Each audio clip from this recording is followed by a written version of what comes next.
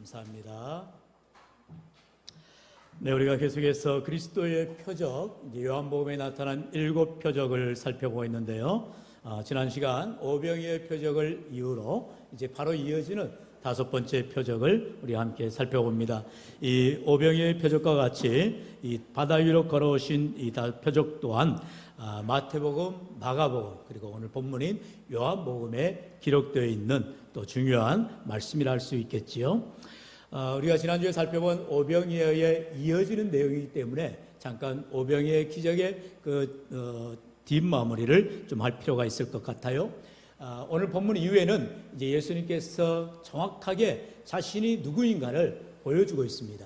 이제 우리가 이 표적 시리즈 이후에는 에고 에이미, 예수님이 자기 선언을 또 살펴보는 그 본문에서 이제 다음 주 이어지는 생명의 때라는 내용을 살펴보겠습니다만, 예수님이 오병이어를 베푸셨을 때에 사람들은 예수님을 바라보고 예수님이 정말 내 삶의 생명의 떡이구나 믿어야 되는데, 할렐루야. 여러분, 우리는 예수님을 바로 믿어야 되는데 그만 지금 이 많은 군중들처럼 그저 예수님의 손에 올려드린 기적의 현장, 그 떡만을 바라보고 있지 않냐라는 것입니다. 여러분, 바로 우리의 기도 생활, 우리의 믿음 생활을 다시 한번 점검을 해야 한다는 거예요. 우리가 때때로 기도를 합니다. 그런데 그 기도가 돌아보면 이거는 무슨 청구서예요, 청구서. 나에게 이렇게 해주시고 저렇게 해주시고 이렇게 저렇게 해주시고. 여러분, 그런 기도 죄송하지만 하늘나라에는 응답될 리가 없어요. 왜요? 하나님의 영광을 구하지도 않고 하나님의 뜻을 구하지도 않고 하나님이 기뻐하신 일도 아닌 것을 나만을 위한 기도를 한다? 여러분, 그것은 하나님과 전혀 관계가 없는 기도밖에 되지 않는다는 것입니다. 아르헨티나의 영적 거장이었던 후안, 이름이 좀 길어가지고 아무튼 오리띠즈만 기억이 나는데, 그 오리띠즈 목사님의 책에 보면 그런 내용이 나옵니다. 우리의 기도가 하늘나라의 잡동사니로 취급받는 경우가 태반이다라는 것입니다. 이 후안 까를리스 오리띠즈 목사님은 우리의 기도 생활에 대해서 그저 나만을 위한 기도, 자기만을 위한 기도가 어떻게 하나님의 기쁨이 되고 하나님 앞에 은혜되는 기도겠냐는 거예요. 그래서 한 예를 듭니다. 어떤 사람이 심장병에 걸렸는데 그 심장병을 들은 환자가 이제 하나님 앞에 간절히 기도합니다. 하나님, 내게 좋은 심장을 이식해 줄 분이 나타나서 속히 내가 이 병에서 낫게 해주세요. 기도합니다. 좋은 기도죠. 자기가 낫기를 원하는 그 기도, 좋은 기도입니다. 그런데 문제는 왜 나으려 하느냐? 왜 나으려 하느냐? 내가 건강한 몸을 가지고 주님의 남은 생애를 주를 위해서 살겠노라 결단할 때 하나님께서 은혜 주시는 거예요. 그런데 그저 내가 지금 죽을 병에 걸렸으니 빨리 낫고 싶은 마음에 그저 내가 심장병에 걸렸는데 심장을 이식할 좋은 그런 기증자가 나타나도록 기도하는 거예요. 여러분, 그것을 역으로 한번 봐보세요. 그러면 지금 자신을 위해서 누군가 죽어야 되는 거예요. 불의의 사고로 죽든 교통사고로 죽든 해서 심장을 기증한 사람이 나타나야 한다는 것입니다. 아니, 나는 살기 위해서 누군가 죽어야 돼요? 그거는 바른 기도가 아니라는 것이죠. 여러분, 뭐예요? 우리의 기도는 항상 하나님의 뜻에 부합하는 기도, 하나님이 기뻐하시는 기도의 삶이 되어야 할 줄로 믿습니다. 지금 예수님께서 지난 시간 살펴보았듯이 오병이의 기적을 베푸신 것이 그저 이 5,000명이 되는 장정들이 배고파서 그들에게 떡을 준 게 아니더라는 거죠. 그들에게 정말로 예수님이 누구신가, 예수님이 생명의 떡이 되어주시고 구세주가 되어주시고 그리스도가 되신다는 사실을 분명하게 믿으라라고 한 가지 표적으로 기적을 나타내신 거예요. 예수님이 누구신가를 바로 믿으라라는 것을 오늘 본문을 통해서도 이제 바다 위로 걸어오시는 이런 기적적인 일들을 보여주시더라는 거죠. 왜요? 지금 예수님께서 이제 가버나움에 건너가시면서 제자들을 먼저 보내는 거예요. 그러면서 제자들이 그 밤중에 예수님이 계시지 않는 배에서 풍랑을 만나게 됩니다. 그러면서 엄청나게 고생하는 거죠. 여러분, 이 본문을 통해서 어떤 목사님이 설교하면서 그런 말씀을 하세요.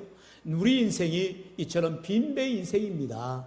빈배 인생에 예수님이 아니 계시면 우리는 풍랑을 만날 수밖에 없고 발선의 위기를 당하게 되고 고난을 자초하게 됩니다. 그러나 예수님이 우리의 빈배에 오시면, 예수님이 내 삶의 주인 되어주시면 내 삶의 모든 문제는 평안해지고 형통케 됩니다. 할렐루야. 참 좋은 표현이에요. 좋은 의미입니다. 그런데 우리가 좀 더 기억해야 될 것은 내 인생의 빈배라는 표현보다도 내 삶의 참된 구주가 누구신가? 예수 그리스도만이 나의 주인이 되어주시고 내 삶의 온전한 구주가 되심을 고백할 때 모든 문제들을 하나님께서 가장 좋은 것들로 반드시 응답하여 주실 줄로 믿습니다. 여러분, 요한복음 15장 7절은 그래서 우리 주님 말씀하시지요. 우리 7절 같이 한번 읽어보죠. 시작. 너희가 내 안에 거하고 내 말이 너희 안에 거하면 무엇이든지 원하는 대로 거하라. 그리하면 이루리라. 아멘. 무엇이든지 구한다고 해서 다 되는 것이 아니라 조건이 있다라는 거예요. 조건이 뭐라고요? 너희가 내 안에 거하고 내가 너희 안에 거하기만 하면, 바로 예수님과의 관계를 말하는 거죠. 오전 예배를 통해서 우리가 말씀을 나눴듯이 예수님이 포도나무, 우리는 가지라는 것입니다. 우리와 예수님과의 관계, 바로 주님과 뗄래야 뗄 수 없는 그러한 관계가 될 때에, 주님 안에 거할 때에 우리 하나님께서 우리의 기도마다 들으시며 응답하여 주시는 줄로 믿습니다. 그래서 이 후안 카를로스 오리티즈 목사님은 그가 쓴 기도라는 책에서 이런 표현을 했어요. 우리의 기도가 대부분 개봉되지도 못하고 천국 창고에 수복이 쌓여 보이는 그러한 잡동사니 우편물처럼 취급당하는 경우가 많은데, 이런 경우에 우리로 하여금 자기 중심적인 기도를 내려놓고 오직 하나님의 뜻에 합당한 하나님과 함께 호흡하는 귀한 기도의 삶으로 변화되어야 한다 말하는 것을 봅니다. 여러분, 우리가 호흡을 할 때에 이제 보통 우리가 자가호흡을 한다잖아요. 그런데 사고를 당하거나 아픈 분들, 이렇게 중환병에 걸리면 자가호흡이 안 돼요. 그럼 어떻게 합니까? 산소호흡기를 댑니다. 그리고 또한 소호흡이 멈춘 사람을 이제 CPR이라 하죠. 그렇게 해서 심장을 박동시킵니다. 그렇게 해서 이제 호흡이 되게 합니다. 그런데 이러한 우리의 영적인 호흡, 바로 기도 생활도 마찬가지라는 거예요. 우리가 늘 주님과 동행하는 삶, 주님 앞에 구하는 삶이 바로 쉬지 않고 기도하는 삶이에요. 주님과 늘 함께하는 삶이 될 때에 하나님께서 내게 피를 지어주실 뿐만 아니라 우리에게 늘 좋은 것들로 은혜를 나눠주시는 거예요. 그런데 그렇지 못할 때가 있다는 거죠. 영적인 호흡이 멈춰질 때가 있고요. 그리고 누군가 나를 계속해서 CPR로 이렇게 심장박동을 해줘야 될 상황이 필요하다는 거죠. 그게 바로 중보의 기도입니다. 누군가 나를 위해 기도해주고 성령이 말할 수 있는 탄식으로를 위해 기도할 때 하나님께서 또한 합력하여 선을 이루시는 은혜를 주시는 줄로 믿습니다. 지금 이 시간 예수님의 제자들은 예수님이 안 계신 배에 탔고 그들이 이제 밤새도록 고난 가운데 거하는 것을 보게 됩니다. 오늘 본문은 이제 그렇게 시작하죠. 바로 본문 16절에 저물매, 이제 밤이 왔다라는 거예요.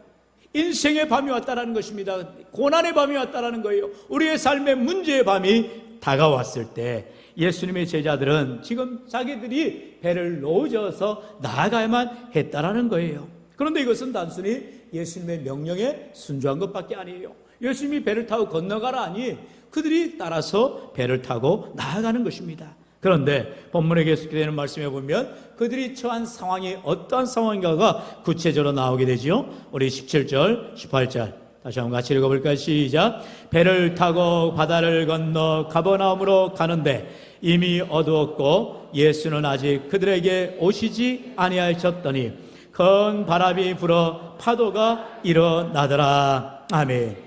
아니, 예수님께서 제자들이 만날 파도, 예수님께서 제자들이 고생 당할 거는 모르셨겠어요? 알지만 예수님께서 제자들을 먼저 보내셨다는 거예요.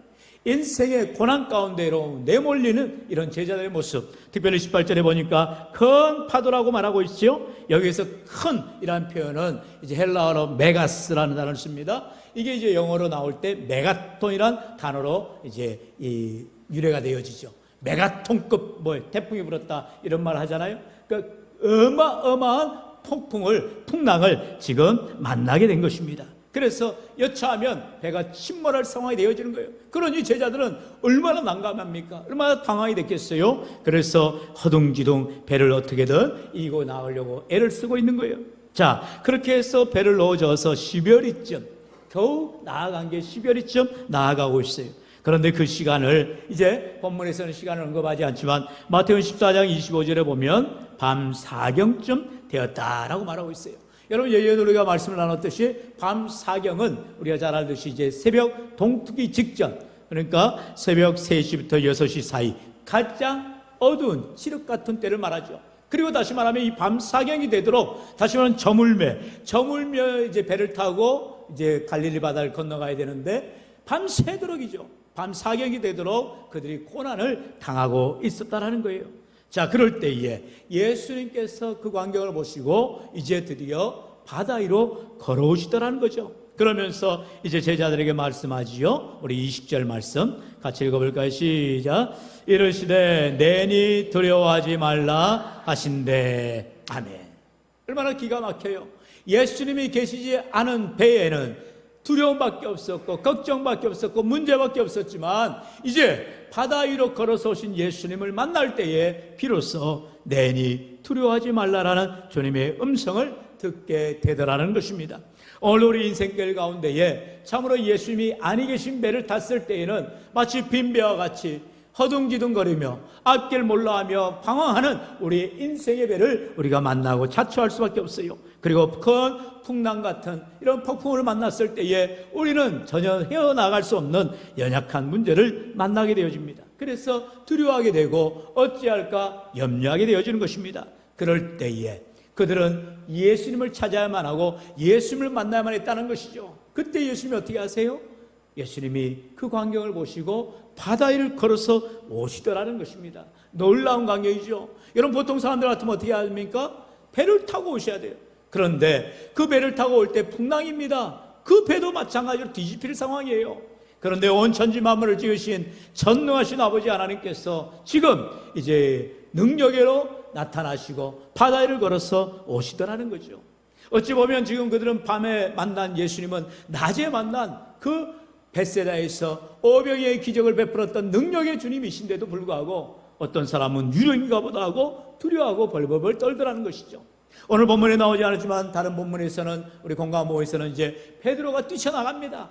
예수님인 줄 알고 뛰쳐나갈 때에 우리가 잘 알듯이 예수님을 바라볼 때는 베드로도 무리를 걸었어요. 그러나 이제 자신이 아니 내가 왜 무리에 있나 하면서 바다를 바라볼 때 빠져가는 것을 보게 되죠. 이처럼 믿음이 연약한 베드로의 모습, 또한 지금 배에서 예수님이 계시지 않을 때에 풍랑 만날 때 두려워하며 벌벌 떠는 제자들의 모습, 우리의 똑같은 모습과 같다라는 것입니다. 우리들도요 예수를 믿다가 고난을 당할 수 있고 어려움을 만나는 것은 당연한 일인 것입니다. 문제는 그 배에 예수님이 계시냐 계시지 않느냐, 예수님을 맞이하느냐 맞이 않느냐에 따라서 결과가 달라지게 되더라는 것입니다. 여러분, 이스라엘 백성들이 출애굽하여서 광야 인생길 가운데에서 그들은 먹을 것이 없었어요. 제대로 생활할 수도 없었어요. 왜요? 그래야만 했다라는 것입니다. 하나님께서 광야로 내모신 거예요. 그렇기 때문에 그 가운데에 하나님만 의지하고 하나님만 바라보며 나아갈 때 하나님께서 날마다 만나를 내려주시고 메추라기를 내려주시더라는 거예요. 그리고 마실 물이 없다 할 때에 모세를 통하여서 반석을 쳐서 물이 콸콸 나오는 놀라운 은혜를 체험하게 되는 것을 봅니다. 우리의 삶 가운데에서도 내 모든 삶의 문제들을 만날 때 우리의 인생의 해결자 되실 뿐만 아니라 나의 참된 구주가 되신 주님 앞에 구하며 간구할 때 우리 하나님께서 내 필요를 아시고 넘치도록 복을 나려 주실 줄로 믿습니다. 예수님께서 떡 5개와 물고기 2마리로 5,000명에 되는 사람들을 먹이실 만한 능력의 주님임을 우리가 믿을진데 우리의 작은 문제, 조그만 일에도 우리는 안절부절 못하고 이걸 내가 어떻게 할 수 있나 우리는 염려하며 고민할 때가 너무나 많아요. 주의 말씀에 순종할 때, 주님 앞에 나아갈 때 우리 주님 능치 못함이 없음을 우리는 꼭 기억해야 할 줄로 믿습니다. 문제는 무엇입니까? 내가 주님 안에 거하느냐? 주님이 내 안에 거하느냐? 다시 말하면 내가 말씀을 믿느냐? 의지하느냐? 거기에 달려 있다라는 거예요. 믿음의 문제라는 것입니다. 내가 주님을 의지하고 믿음으로 나아가기만 하면 내 삶의 문제가 여전히 해결되지 않은 것 같지만 반드시 주님께서 기적적으로 해결해 주실 뿐만 아니라 바다 위를 걸어오신 주님, 보리떡 5개와 물고기 2마리로 5,000명을 먹으신 기적의 주님께서 오늘도 내 인생의 문제를 해결해 주시고 은혜를 베풀어 주심을 꼭 믿으시기를 축원합니다. 오늘 우리 인생길 가운데에 바다 위로 걸어오신 주님을 만나길 원한다면 주님의 말씀을 듣고 배를 타고 나아가야 되는 것입니다. 비록 그들이 바다 위로 나아갔을 때 풍랑을 만나리라 생각도 못했지만 풍랑을 만나게 되어지고 두려움 가운데 있을 때에 주님이 그 즉시 제자들에게 다가오신 것을 우리는 바라보게 되어지는 것입니다. 오늘도 우리 인생길 가운데 좋은 날들만 많으면 얼마나 좋겠어요. 꽃길만 걸으면 얼마나 좋겠어요. 그러나 인생길은 절대로 그럴 수가 없는 것입니다. 때로는 주님께서 우리를 재촉하여서 주님 없이 배를 타고 바다 위를 배를 놓아줘서 가야 될 때가 있다는 것입니다. 그러면 당연히 고난 당하죠. 어려움을 당하죠. 풍랑을 만나죠. 왜요? 그래야만 한다는 거예요. 그래야 주님이 계셔야만 하고 주님이 내 배에 타시고 내 삶의 주인 되신 것을 고백할 때에 바다 위를 풍랑 이는 바다를 잠잠케 하시는 주님, 우리의 문제를 해결해 주시는 주님을 만나게 되어지는 것입니다.